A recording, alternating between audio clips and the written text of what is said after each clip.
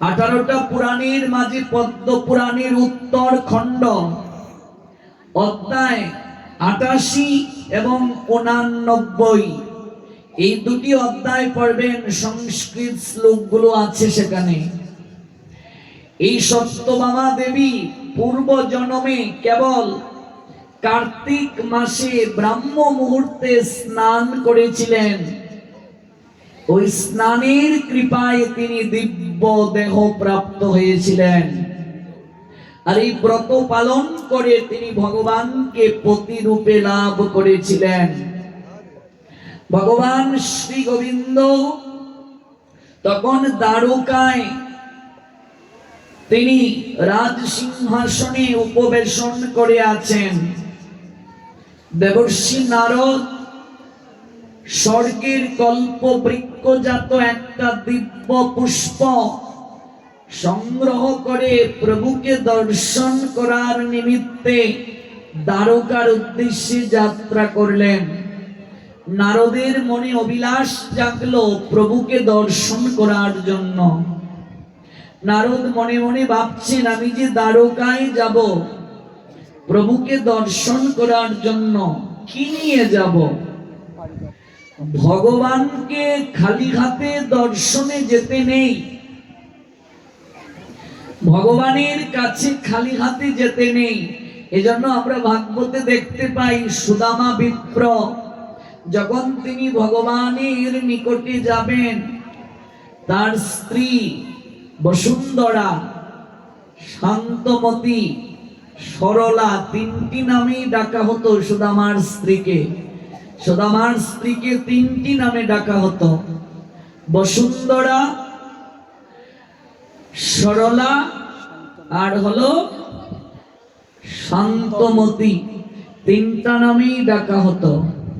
সেই বসুন্ধরা অর্থাৎ সুদামা বিপ্রের স্ত্রী, তিনি বলছিলেন, যাও না একবার, তোমার বন্ধু দ্বারকার রাজা, আমরা কত দুঃখী, কত অভাবী, কত গরিব, একটিবার তার নিকটে গিয়ে আমাদের দুঃখের কথাটা গিয়ে খুলে বলো, তাহলে আমাদের দুঃখের অবসান হবে। সুদামা বিপ্র বলেছিলেন, যাব তো ঠিকই, কিন্তু আমি তার কাছে কিছু চাইতে পারবো না, আমি কোনোদিন তার সখ্যতা ব্যতীত আর কিছু চাইনি। বসুন্ধরা বলেছিলেন, তাহলে তোমার প্রাণীর বন্ধুকে একবার দর্শন করে আসো। যাব, কি নিয়ে যাব? এত গরিব, তাই ভিক্ষায় গিয়েছিলেন সুদামা। ওই ভিক্ষা করে তিনি যে তন্ডুল পেয়েছিলেন, ওই তন্ডুল ভেজে দিয়েছিলেন বসুন্ধরা, তাই পুতলির মাঝে বেঁধে নিয়ে গিয়েছিলেন। কারণ ভগবানের কাছে খালি হাতে যেতে নেই। ভগবানের মন্দিরে যখন আমরা যাব, সেখানেও খালি হাতে যেতে নেই। ধূপ দীপ নিয়ে যাবে, সামর্থ্য না থাকলে একটি ফল হলেও নিয়ে যাবে, প্রণাম দিয়ে দান বাক্সে দক্ষিণা দেবে। ভগবানের কাছে খালি হাতে যেতে নেই। এটা তো আমরা প্রারম্ভিক কথা জানলাম, কিন্তু ভেতরের কথা তত্ত্ব হলো, ভগবানের কাছে যেতে গেলে সৎ কর্মের ফসল না হলে কেউ যেতে পারবে না। পারের করি যদি না থাকে, কেউ কোনোদিন ভগবানের কাছে যেতে পারবে না। খালি হাতে যাওয়া যাবে না। পারের করি, করি না থাকলে কেউ যেতে পারবে না। করিটাই হলো সম্বল। করি ব্যতীত কেউ ভগবানের কাছে যেতে পারবে না। ভবনদী পার হওয়া সম্ভব নয়। কোন কোন জায়গায় খালি হাতে যেতে নেই? ভগবানের কাছে খালি হাতে যেতে নেই। আর কোথায়? গুরু গৃহে খালি হাতে যেতে নেই। গুরু গৃহে শিষ্য যখন যাবে, সামর্থ্য অনুযায়ী চাল ডাল সবজি নিয়ে যাবে, খালি হাতে যেতে নেই। বৈষ্ণব দর্শনে খালি হাতে যেতে নেই। প্রণাম দিয়ে দক্ষিণা দিতে হবে। কারো গৃহে গুরু বৈষ্ণব গেলে শূন্য মুখে বিদায় দিতে নেই, খালি হাতে বিদায় দিতে নেই, প্রণাম দিয়ে দক্ষিণা দেবে। দান করে দক্ষিণা দিতে হয়। আর কি, ভাগবত পাঠ অন্তে দক্ষিণা দিতে হয়, নতুবা শ্রবণ নিষ্ফল। পাঠ অন্তে সামর্থ্য নেই, 1 টাকা হলেও দক্ষিণা দিতে হবে, আপনার যে সামর্থ্য। দক্ষিণা আবার কখনো শর্ত অনুযায়ী হবে না, দক্ষিণা হবে সামর্থ্য অনুযায়ী।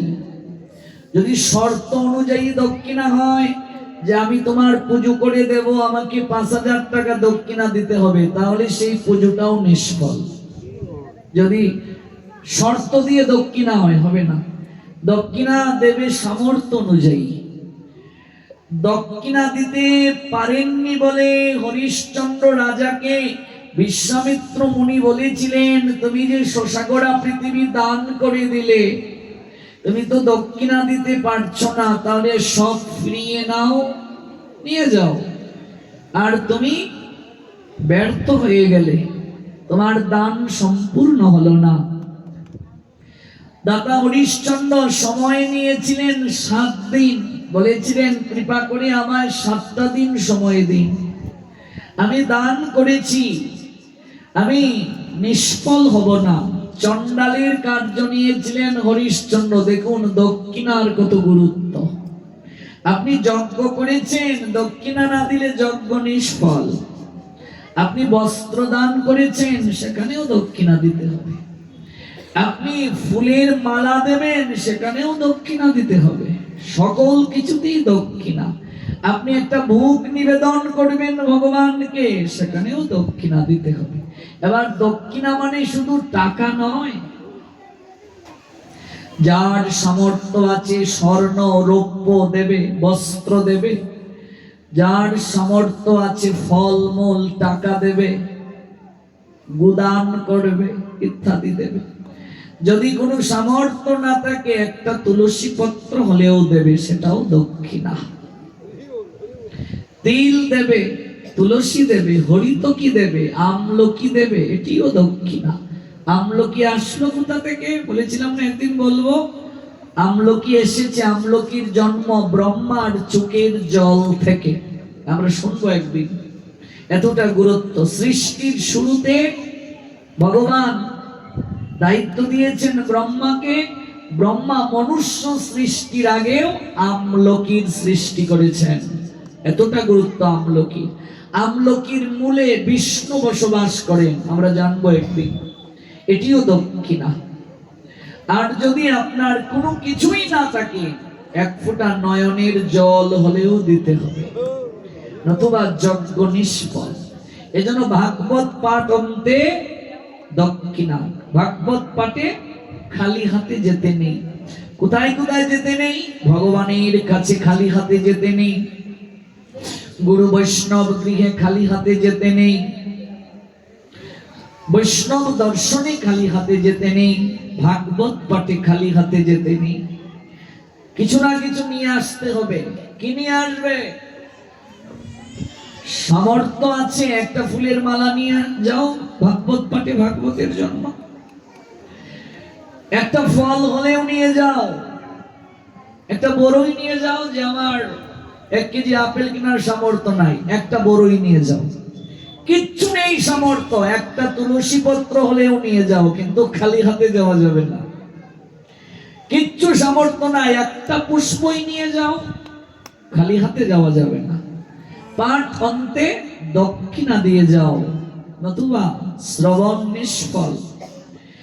যে দান অন্তে দক্ষিণা হয় না, সেটি তামসিক বলে গণ্য। তামসিক যজ্ঞ। সেই যজ্ঞ দ্বারা কখনো সৎক্রিয়া সম্পাদন হয় না। নারদ ভগবানের কাছে যাবেন, তাই ভাবছেন কি নিয়ে যাব প্রভুর জন্য। তাই তিনি ভাবলেন একটা পারিজাত পুষ্পের মালা নিয়ে যাব আমার প্রভুর জন্য। স্বর্গে এই পুষ্পটা পাওয়া যায়। এটিকে বলে কল্প বৃক্ষজাত দিব্য পুষ্প। স্বর্গের রাজধানীর নাম কি? অমরাবতী। এখানে এই পুষ্পটা পাওয়া যায়। নারদ তখন একটা পারিজাত পুষ্পের মালা নিজের হাতে গাঁথলেন। সেদিন বলেছিলাম না, সখীরে চয়ন করিয়া পুষ্প মনোরঙ্গে, গাঁথিব মালা পরাবো আমার প্রাণনাথের গলে। পারিজাত পুষ্পের একটা মালা নারদ নিজের হাতে গেথে প্রভুর জন্য নিয়ে যাবেন, দ্বারকার উদ্দেশ্যে যাত্রা করলেন। দ্বারকায় এসে যখন নারদ পৌঁছলেন,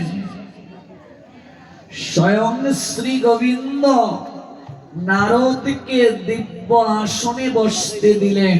দেখুন, স্বয়ং ভগবান কৃষ্ণ, কিন্তু এই জায়গায় তিনি রাজা, দ্বারকায় তিনি গৃহী। একজন গৃহস্থ গৃহী বৈষ্ণব এলে কি করবে? গোবিন্দ শিক্ষা দিচ্ছেন, নিজে আচরণ না করলে জগৎ গ্রহণ করবে না। ইয়াত ইয়াত আচরতি শ্রেষ্ঠ তত্ত্ব এব ইতরো জনঃ, সয়াত প্রমাণম কুরুতে লোক তৎ অনুবর্ততে। শ্রেষ্ঠ ব্যক্তিগণ যা আচরণ করেন, অপর সাধারণ জন তাকে অনুকরণ করেন। তিনি যা জগতের বুকে প্রমাণ রাখেন, সবাই তা গ্রহণ করে। Whatever action a great man performs, common men follow, and whatever standards by exemplary acts, all the world pursue. ভগবান তাই রাজ সিংহাসনটা ছেড়ে নারদকে বসতে দিলেন। ভগবান নিজের হাতে চরণটা প্রক্ষালন করে দিচ্ছেন, স্বয়ং ভগবান, কিন্তু চরণ ধৌত করে দিচ্ছেন, আরতি করছেন প্রভু। মহতের মর্যাদা কিভাবে করতে হয় ভগবান নিজে আচরণ করে দেখাচ্ছেন। এই জায়গায় তো তিনি সংসারী, দ্বারকায় গোবিন্দ কি সংসারী। মহিষীদেরকে নিয়ে আছেন, রুক্মিণী আছেন, সত্যভামা আছেন, জাম্বুবতী আছেন, সবাইকে নিয়ে আছেন। 8 জন প্রধান মহিষী, সঙ্গে আছেন আরো 16,000 মহিষী। এই জায়গায় তিনি সংসারী, তিনি নিজে আচরণ করছেন, আরতি করছেন, আর বলছেন, আহা আমার কি সৌভাগ্য, হে দেবর্ষি, স্বয়ং অতিথি হয়ে আপনি এসেছেন। ভগবান তিনি এই জায়গায় বৈষ্ণবের মর্যাদা দিচ্ছেন, অথচ যে দেবর্ষি সতত গোবিন্দের চরণ রেণু প্রত্যাশা করেন, কিন্তু আজকে গোবিন্দ তিনি অতিথি সেবা করে বৈষ্ণবের মর্যাদা প্রদান করছেন। প্রণাম দিলেন দেবর্ষিকে, দেবর্ষি নারদ প্রণাম দিলেন প্রভুকে। প্রভু তুমি নিজে আচরণ করে জগৎকে শিক্ষা দিচ্ছ, তোমার এই অভিনয় আমি যে গ্রহণ করতে পারছি না। প্রভু গো, আমি তোমার জন্য একটা উপহার নিয়ে এসেছি।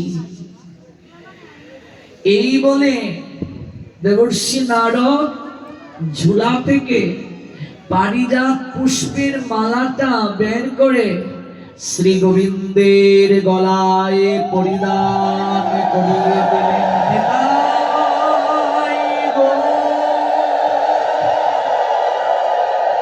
সেখানে প্রীতি প্রেমানন্দে হরিব।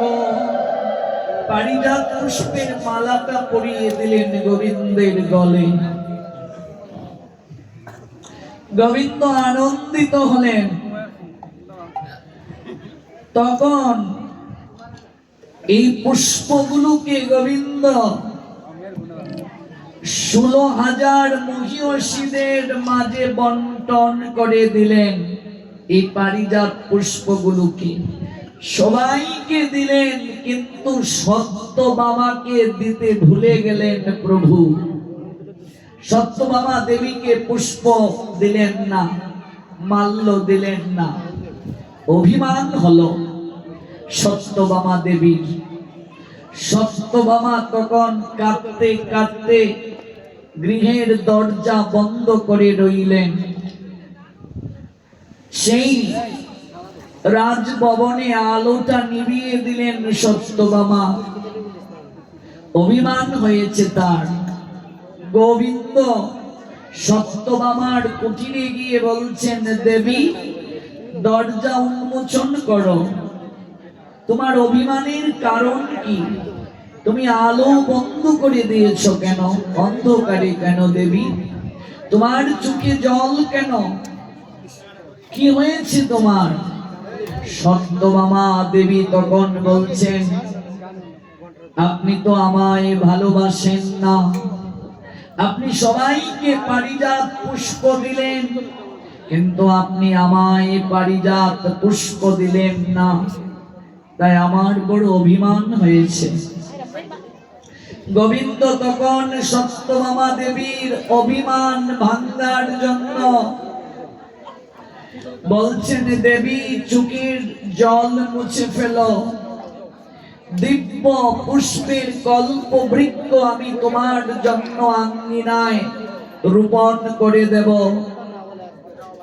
তুমি অভিমান করো না। সত্যভামা দেবীকে সন্তুষ্ট করার জন্য শ্রী গোবিন্দ স্বর্গ থেকে দ্বারকায় সত্যভামা যে কুটিরে থাকেন, কৃপা করে কেউ কথা বলবেন না, শ্রবণ করুন। সেই কুটিরের আঙ্গিনায় একটা পারিজাত পুষ্প সত্যভামাকে দিলেন না, যার কারণে তিনি কষ্ট পেলেন। সত্যভামা আজকে সত্যভামার মনের দুঃখ দূর করার জন্য স্বয়ং গোবিন্দ পারিজাত পুষ্পের একটা বৃক্ষ রোপণ করে দিলেন, একটা বৃক্ষ লাগিয়ে দিলেন সত্যভামার জন্য। সত্যভামা দেবী তখন অবাক হয়ে গোবিন্দকে প্রণাম দিয়ে বলছেন, প্রভু হে প্রাণনা, আমার মনে আজ একটা কৌতূহল জেগেছে। আমি মনে মনে চিন্তা করছি, আমি পূর্ব জন্মে এমন কি পুণ্য করেছিলাম, এমন কি সৌভাগ্য ছিল আমার, যার কারণে আমি আপনাকে প্রতিরূপে লাভ করেছি। আমি অভিমান করেছি বলে, পারিজাত পুষ্প পাইনি বলে আপনি একটা বৃক্ষ লাগিয়ে দিলেন আমার জন্য। আপনার এত ভালোবাসা যে আমি পেলাম, আমি এমন কি পুণ্য করেছি যে পুণ্যের কারণে আমি আপনাকে প্রতিরূপে লাভ করেছি। এবার শ্রী গোবিন্দ সত্যভামা দেবীকে বলছেন, দেবী তাহলে শোনো, তুমি যে আমায় প্রতিরূপে লাভ করেছ, তুমি পূর্ব জন্মে সাধারণ এক ব্রাহ্মণের কন্যা ছিলে। এক সাধারণ ব্রাহ্মণের কন্যা থেকে আজ তুমি দ্বারকার মহিষী, দ্বারকার পাট রানী। হে দেবী,